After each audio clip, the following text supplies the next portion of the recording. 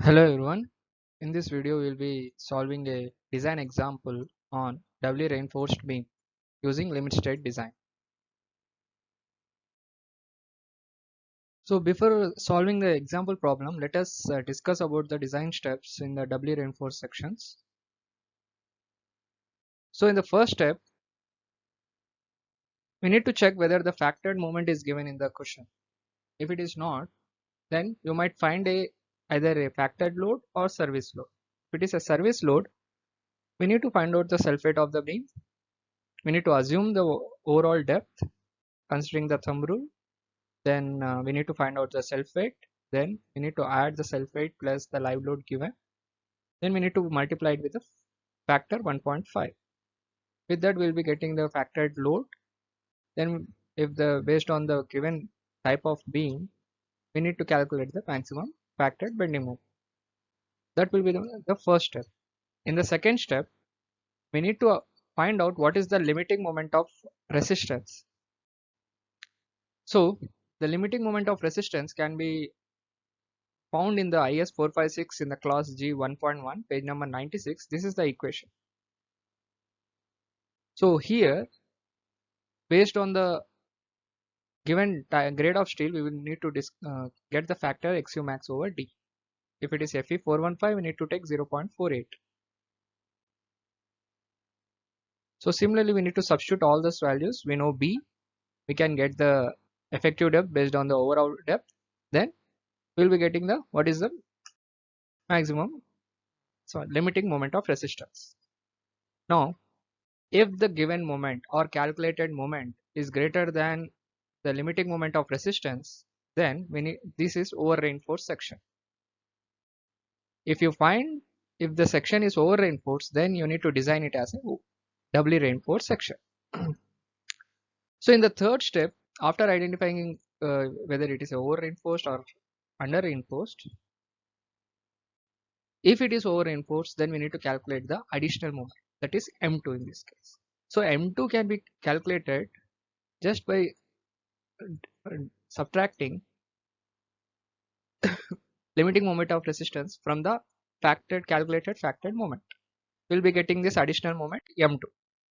After we found this M2, we need to calculate what is the limiting area of tensile reinforcement. So this is the equation for the limiting AST. So when we substitute everything is known here. So if you substitute, you will get the limiting area of steel for the section.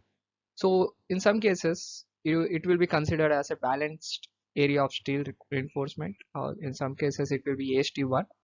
So now once we have calculated the balanced area of steel, then the next step is to calculate the area of tensile reinforcement required for the additional moment. So that can be found using this equation.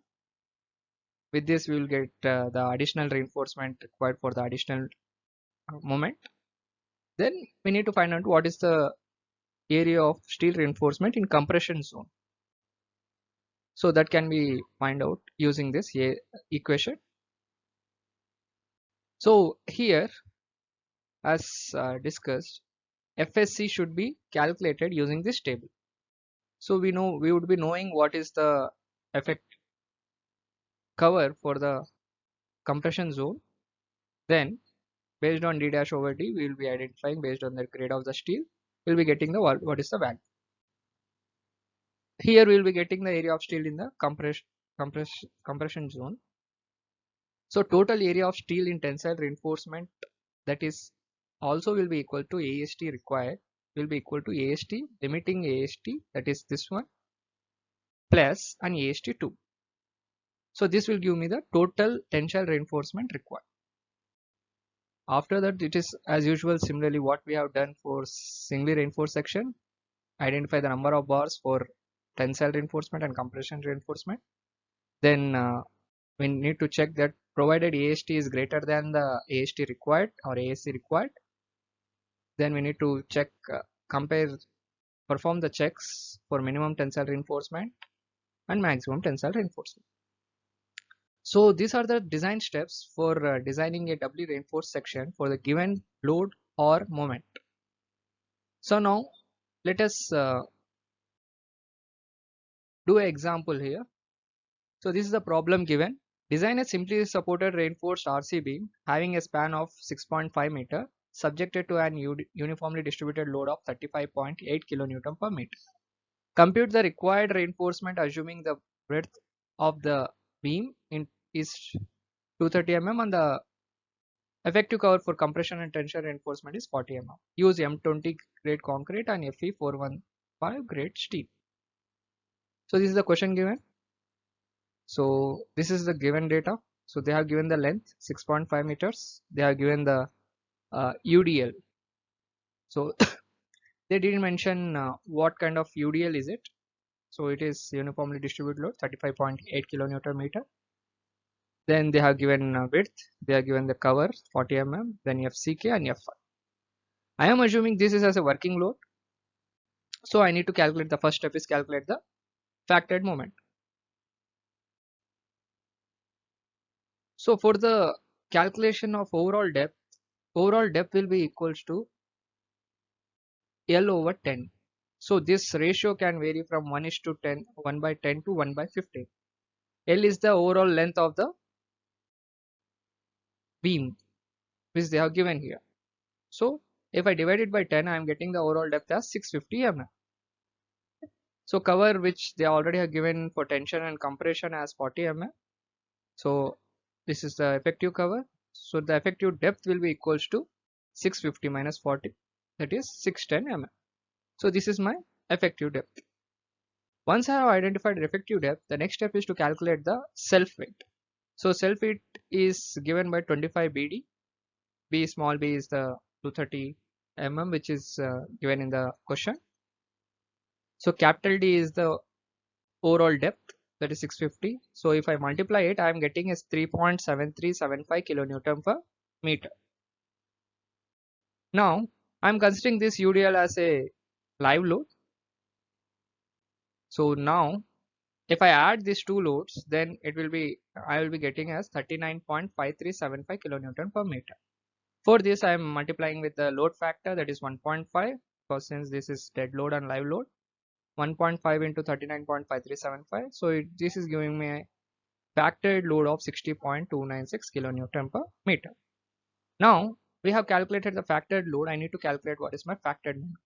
Since it is a simply supported beam with the UDL, so the maximum bending moment is given as WL square over 8. So that is factored load is 60.296 into 6.5 square over 8. So the moment which I am getting is 313.21 kilonewton meter. So in Newton mm, if I convert, just I need to multiply it with the 10 to the power 6. So with this, the first step is done. Once we have find out the factored moment, the next step is to find out what is the limiting moment of resistance of the given section. So this can be find out using this equation which is given in the IS code, or you can follow this equation, mu limit equals to RU limit. So to calculate this RU limit, it is 0.36 into XU over D into 1 minus 0.4 into XU max over D. So this is how it has been calculated. XU max has been calculated using 0.48 into D, where D is 610. So substituting all this value, I am getting the limiting moment of resistance of given of the section which we calculated is 236.14 kilonewton meter. Now as you can see that we got the moment from the factor calculated moment is 313. This is less than mu, where mu is 313 kilonewton meter. So this is a over reinforced section. So now hence we need to design it as a doubly reinforced section. So now the third step is to find out what is the additional moment. The additional moment M2 can be calculated by deducing the limiting moment of resistance from the factored moment. So 313.21 is the factored moment, calculated factored moment, minus 236.14 is the limiting moment of resistance. So this will yield me the result of 77.07 kilonewton meter.